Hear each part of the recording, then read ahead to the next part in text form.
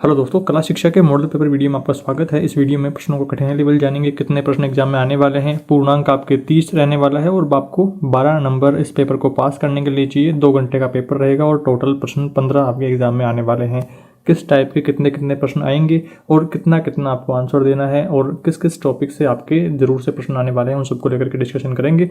तो आइए शुरुआत करते हैं वीडियो की। पहला प्रश्न आपको यहाँ पर देखना है कि कला माध्यम है। कला जो है वो अपना रचना और अभिव्यक्ति का माध्यम है। पहला ही ऑप्शन आपको यहाँ पर टिक करना है, रचना और अभिव्यक्ति का कला माध्यम है। दूसरा प्रश्न देखिए, राजस्थान की परंपरागत लोक चित्र जो शैली है उस बारे में बताना है। तो लोक चित्र शैली फड़ के बारे में ध्यान रखना है। 2 आपके ऑप्शनल प्रश्न रहेंगे और बाकी आगे 1-1 नंबर वाले छोटे प्रश्न यहाँ से आएंगे, 1 लाइनर। तो द्विआयामी से क्या तात्पर्य है? द्विआयामी के बारे में देखिए, वह समतल सतह जिसके लंबाई और चौड़ाई होती है। लंबाई और चौड़ाई होती है, 2 ही आयाम होते हैं, जैसे बोर्ड, कागज, दीवार आदि। तो 2 ही आयाम जिसके होते हैं उसको द्विआयामी कहते हैं। अगला चौथा प्रश्न, पोत से क्या तात्पर्य है? तो किसी भी वस्तु के धरातल के गुण को ही पोत कहते हैं। धरातल के गुण को पोत कहते हैं। पोत से तात्पर्य है जो छूने और देखने में एक ही प्रकार की अनुभूति दे, जैसी फीलिंग उसको देखने पर आ रही है छूने के बाद में भी वैसी ही फीलिंग आए। और 5वां प्रश्न देखिए, कला क्या है? कला के बारे में बात करनी है। तो कला मानवीय भावनाओं की सहज अभिव्यक्ति है। कला की सौंदर्यात्मक अभिव्यक्ति ही जो है कला है। कला की अभिव्यक्ति भिन्न भिन्न प्रकार से और विभिन्न जो माध्यम है इनके माध्यम से हो सकती है। यह अभिव्यक्ति जिस प्रकार की हो कला के अंतर्गत स्थान रखती है। तो कला जो है मानवीय जो भावनाएं हैं उनकी सहज अभिव्यक्ति है, उनका सहज प्रतिरूप आप कह सकते हैं इस तरह से। तो ये कला की परिभाषा आपको ध्यान रखनी है। कला शिक्षण क्यों आवश्यक है? ये भी महत्वपूर्ण प्रश्न है। कला शिक्षण निम्न कारणों से आवश्यक है। पहला तो है दैनिक जीवन में कला सौंदर्य हेतु। दूसरा है भारतीय जीवन में कला बोध हेतु। तीसरा है वस्तुओं के निर्माण में सौंदर्य बोध हेतु। चौथा है प्रकृति के परिचय और बंधुत्व हेतु। और 5वां है सचेतता हेतु। तो ये कला शिक्षण के कारण आपको ध्यान रखने हैं कि इन कारणों से कला शिक्षा चाहिए। तो 5 कारण ध्यान रखना है। 1-2 नंबर का प्रश्न आ सकता है। इसके बाद में 7वां प्रश्न देखिए, चित्र बनाते समय ब्रश का उपयोग में रखे जाने वाली कोई 2 सावधानियां आपको बतानी है कि चित्र बनाते समय जो ब्रश काम में ली जाती है उसके उपयोग के अंतर्गत क्या क्या सावधानी रखनी है। तो यहाँ पर देखिए, उसका उपयोग स्वच्छता के साथ में करें। एक रंग का ब्रश बिना साफ किए दूसरे रंग में ना डालें, क्योंकि फिर वो रंग डिस्टर्ब हो जाएगा, रंग खराब हो जाएगा। रंग जो ओरिजिनल रंग है उसमें फ़र्क आकर के वो दूसरे प्रकार का रंग हो जाएगा। तो कार्य समाप्ति के पश्चात ब्रश को तुरंत साफ तरीके से धो करके रखा जाए, क्योंकि फिर साफ नहीं करेंगे तो वो रंग उसके सूख जाएगा और ब्रश खराब हो जाएगी। तो ये 2 आपको सावधानी लिख देनी है। इसके बाद में 8वां प्रश्न आता है, मरणशिल्प निर्माण के लिए किन किन वस्तुओं की आवश्यकता रहती है? मरणशिल्प निर्माण के लिए चिकनी मिट्टी, छलनी, लकड़ी का गट्टा, लकड़ी का बुरादा, पानी के लिए मग आदि की आवश्यकता होती है। तो मिट्टी के द्वारा ये सारा काम हो गया है। मुखौटों को लेकर के प्रश्न इंपॉर्टेंट रहता है। मुखौटों से होने वाली किन्हीं 2 प्रभावों को लिखना है। इससे व्यक्ति जैसा भी चाहे वैसा प्रदर्शन कर सकता है। चेहरे पे मुखौटा लगा सकता है। मुखौटे लगाने से दर्शकों के दिल पर पात्र की वास्तविक रूपरेखा का प्रभाव पड़ता है। जैसे मान लो रावण, जो दशहरे के टाइम पर रावण का मुखौटा लगा देते हैं तो रावण जैसी फीलिंग लगती है, उसकी वास्तविक जो पात्र है उसका जैसे रूपरेखा का प्रभाव पड़ता है। तीसरा बिंदु, मुखौटा लौकिक जो कथाएं हैं इनके प्रदर्शन में सहायक होता है। थोड़ा सा वास्तविकता जो प्रोग्राम रहता है, जो नाटक रहता है, उसको वास्तविकता देने के लिए मुखौटों का प्रयोग किया जाता है। दूसरा प्रश्न देखिए, हवा से बजने वाले यंत्रों को किस नाम से जाना जाता है? एक उदाहरण भी आपको देना है। हवा से या फूंक से बजने वाले वाद्य यंत्र सुशिर वाद्य यंत्र कहलाते हैं, जैसे शंख, बांसुरी, हारमोनियम, बीन, शहनाई आदि का ध्यान रखना है। इसके बाद में 11वां प्रश्न आता है, अलंकार से आप क्या समझते हैं? संगीत में इसकी आवश्यकता पर अपने विचार रखने हैं। अलंकार का जो शाब्दिक अर्थ है वो है सजाना। अलंकार का शाब्दिक अर्थ यहाँ पर आता है सजाने से लेकर के, और सजाने में जिस प्रकार से आभूषणों द्वारा शरीर की शोभा बढ़ती है, जिस प्रकार से आभूषणों के द्वारा शरीर की शोभा बढ़ती है, वैसे ही अलंकारों के द्वारा गायन वादन की शोभा बढ़ती है। स्वरों की विशेष प्रकार की नियमबद्ध रचना को अलंकार कहते हैं। अलंकार में स्वरों का क्रम उलट पुलट करके रखा जाता है, अतः इन्हें पलटा भी कहते हैं। गानों में आप इस प्रकार के अलंकार देखते हैं कि किस तरह से एक ही लाइन को 2-3 बार अलग डिजाइन से बोल करके काफ़ी नए सुर, नई जो ध्वनि है, गाने का नया कंपोजिशन वो तैयार कर लिया जाता है। तो यहाँ पर देखिए, प्रथम प्रवेश पाते ही विद्यार्थियों के कंठ को, अंगुलियों को सुधारने हेतु अलंकार ही कराए जाते हैं, जिसके अभ्यास करने से स्वर, आलाप, तान विस्तार करने की शक्ति, माधुर्य बढ़ता है। जैसे आभूषणों में स्त्री की शोभा बढ़ती है, आभूषणों से स्त्री की शोभा बढ़ती है, वैसे ही आभूषण ही सुहाग की निशानी है, वैसे ही संगीत को अलंकार सुसज्जित करते हैं, राग बिठाते हैं। इसलिए बड़े बड़े विद्वान या गुणी जन कम से कम अलंकारों का अभ्यास नियम से अंत तक करते रहते हैं, ताकि कंठ व अंगुलियों में शिथिलता न आ जाए और लगातार काम उनका बना रहे। अगला प्रश्न है, मोहनजोदड़ो से प्राप्त मूर्तियों का वर्णन करना है। तो यहाँ पर देखिए, मोहनजोदड़ो में अनेक प्रकार की मूर्तियां मिली हैं, जो मिट्टी, पत्थर, कांसे, तांबे, पित्तल आदि की बनी हुई।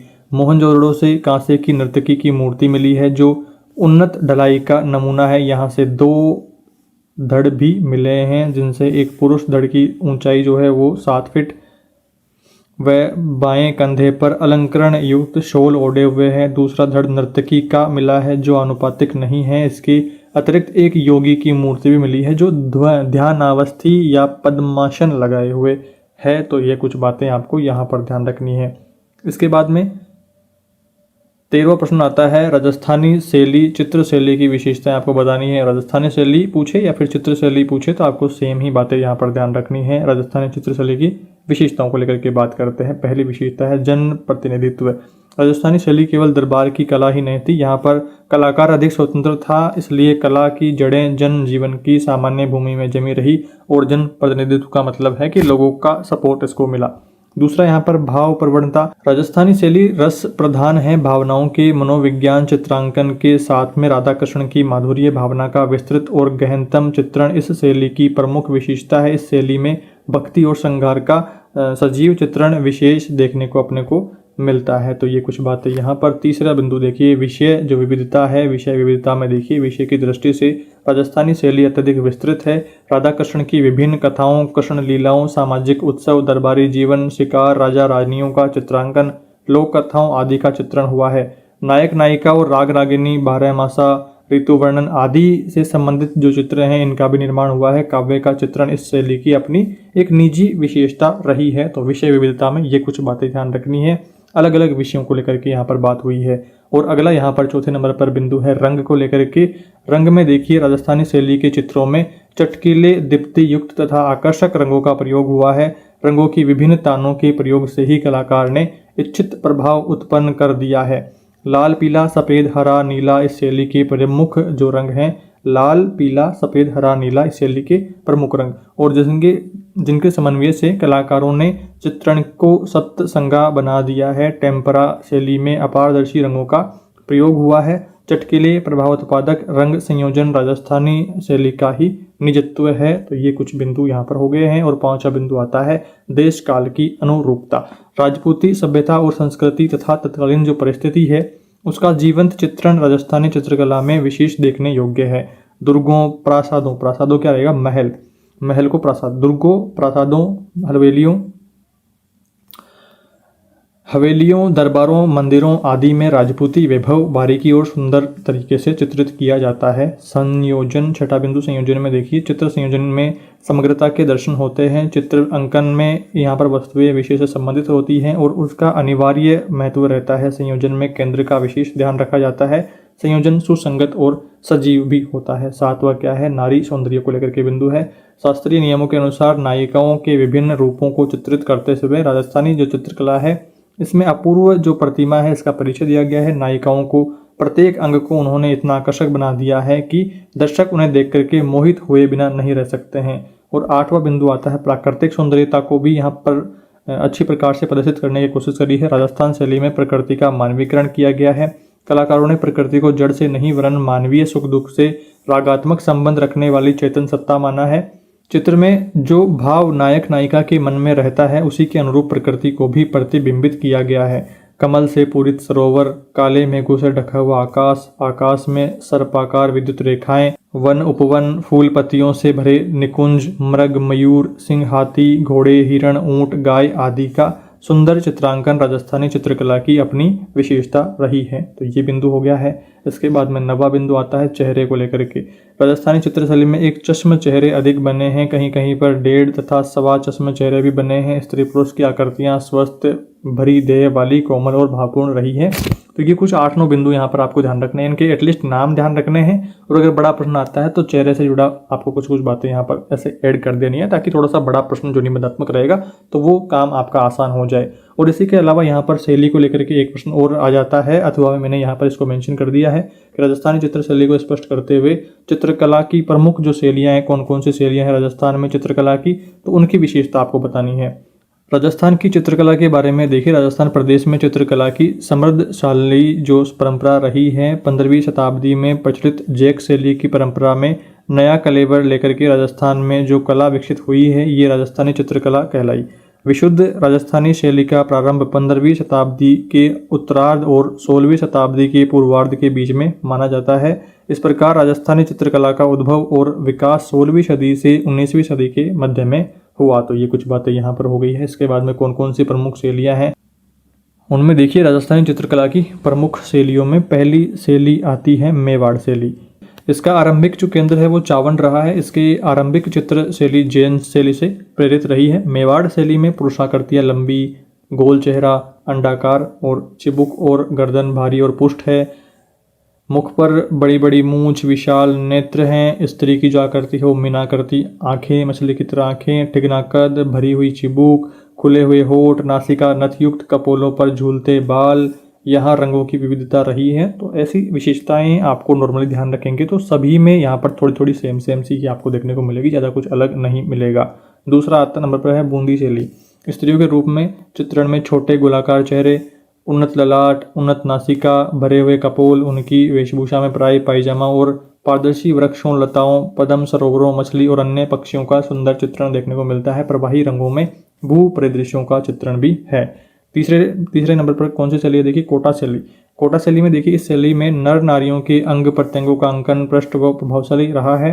भारी और गठीला शरीर, दीप्तियुक्त चेहरा, मोटे नेत्र, तीखी नाक, पगड़ियाँ और अंगरखों से युक्त चित्र उल्लेखनीय है। इस शैली के आखेट दृश्य प्रसिद्ध है। कोटा शैली के आखेट दृश्य प्रसिद्ध है, ये कथन भी आपको ध्यान रखना है। इसके बाद में नेक्स्ट शैली है जोधपुर शैली। तो जोधपुर शैली में देखिए, जोधपुर शैली में पुरुष लंबे चौड़े गठीले बदन के तथा गहरे लाल मूंछ, ऊंची शिखराकार पगड़ी, राजसी वैभव के वस्त्राभूषण प्रभावी हैं। स्त्रियों के अंग प्रत्यंगों का अंकन भी गठीला है। बादाम सी आंख और ऊंची पाग जोधपुर शैली की अपनी निजी देन है। चित्रों में चमकीले रंगों का प्रयोग किया गया है। इसके बाद में अगली शैली है बीकानेर शैली। बीकानेर शैली में देखिए, यह अपनी उदात्त कल्पना, लयबद्ध सूक्ष्म रेखांकन, मंद सुकुमार रंग योजना की विशिष्टता के लिए प्रसिद्ध है।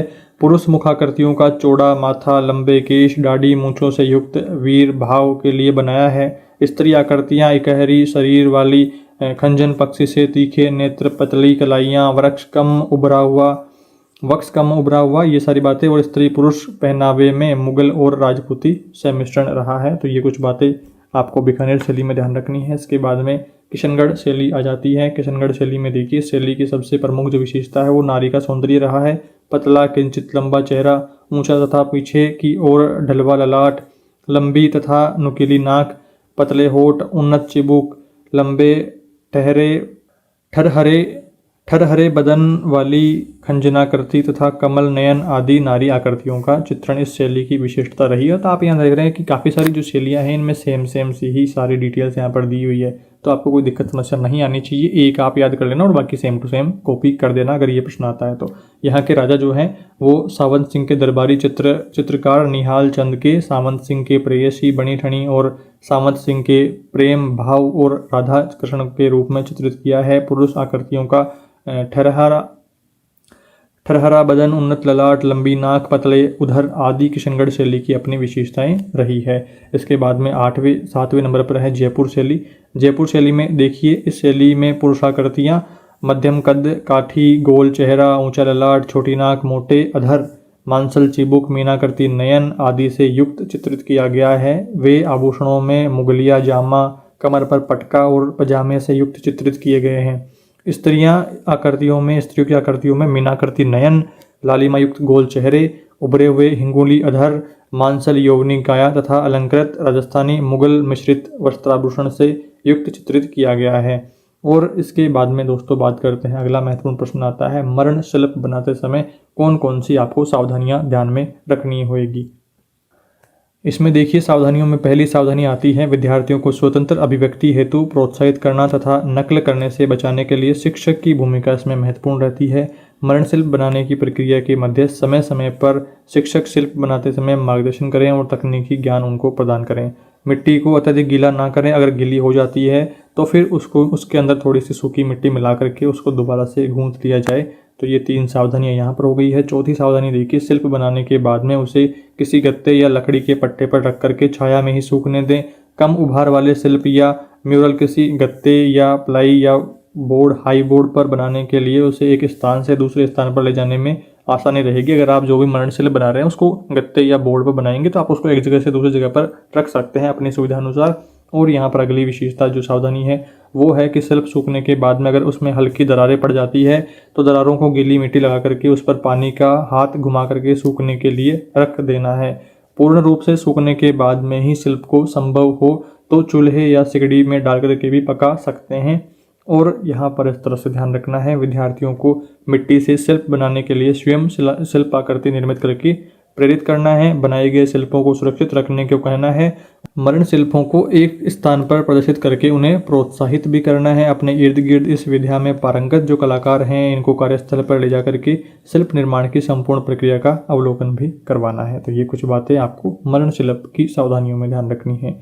इसके बाद में 15वां प्रश्न आता है, वर्तमान युग में बालकों के लिए कला शिक्षा की उपयोगिता के बारे में आपको कुछ बातें जान लेनी है कि कला जीवन की साधना है, कला मनुष्य द्वारा किया गया सृजन है।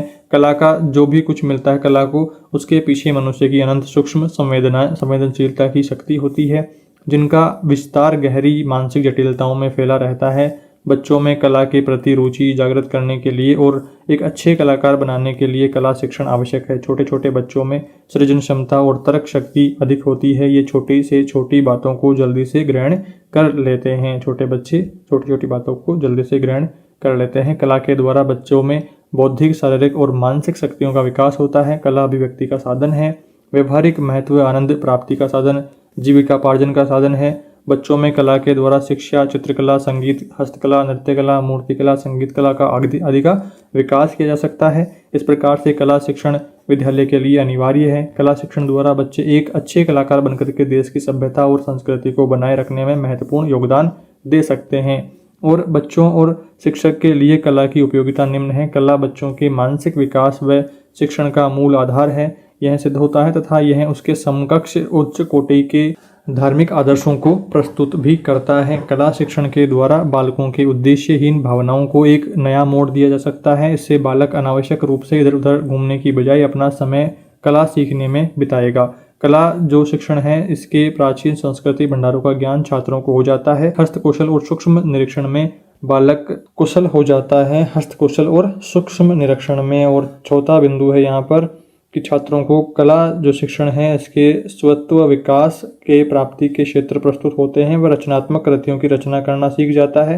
शिक्षक भी रचनात्मक कृतियों को सिखाते हुए कुछ नई जो कृतियां हैं इनकी जानकारी सीख लेता है। कला शिक्षण से भी जो प्रतिभा है इसका विकास होता है। शिक्षक भी कला शिक्षण से उचित सूझबूझ व्यक्तित्व प्राप्त करता है। ये कुछ बातें आपको इन प्रश्नों में ध्यान रखनी है। ये कुछ महत्वपूर्ण प्रश्न थे जो कि इस यूनिट से बन रहे हैं। हमने यहाँ पर प्रश्नों का कठिनाई लेवल देखा कि इस तरह का आपको पेपर देखने को मिलने वाला है और इन टॉपिक्स को आपको जरूर से पढ़ना है। जैसे मरण शिल्प और जो अपनी चित्रशैली है राजस्थान की, उनके बारे में कौन कौन सी चित्रशैलियाँ हैं उनके बारे में जरूर पढ़ना है। और जो बेसिक टॉपिक्स है वो हमने यहाँ पर डिस्कशन कर लिए हैं और मैराथन क्लास में हमने डिटेल में हर एक यूनिट के महत्वपूर्ण टॉपिक्स को सभी को हमने वहाँ पर पढ़ा है और कोशिश करी है कम से कम समय में आपका पूरा सिलेबस कवर करवाने की। आई होप आपने मैराथन क्लास देख ली होगी। अगर अभी तक आपने मैराथन क्लास नहीं देखी है तो इस वीडियो के नीचे लिंक डाल दूंगा, आप मैराथन क्लास देख लीजिएगा और बहुत कम समय में आपका पूरा पेपर कवर अप हो जाने वाला है। और अगर मैं उस वीडियो में थोड़ा सा स्लो बोलता हुआ नजर आता हूं तो आपको आराम से देखने के बजाय, आपका देखिए 2 पेपर एक दिन में है तो आपको कोशिश करनी है थोड़ी सी वीडियो की स्पीड बढ़ा लेनी है। 1.5x पे या फिर 2x पे करके आप देखेंगे। अगर आप कंफर्टेबल हैं तो आपको 1.5x पे या 2x पे करके देखना है, तो आप आधे घंटे के लगभग ही अपना पूरा सिलेबस कवर कर पाएंगे, सारे इंपॉर्टेंट टॉपिक्स को पढ़ पाएंगे। और ऐसा करने पर आप 2-3 बार और रिवाइज कर पाएंगे तो आपको काफ़ी कम समय में आपका पूरा पेपर कवर अप हो जाएगा। आई होप दोस्तों इस वीडियो में आपके सारे डाउट्स दूर हो गए हैं। कोई डाउट समस्या रहती है तो कमेंट करिएगा। इस वीडियो में इतना ही दोस्तों, वीडियो को लाइक जरूर करें, अपने दोस्तों के साथ में शेयर करें। Thank you for watching this video.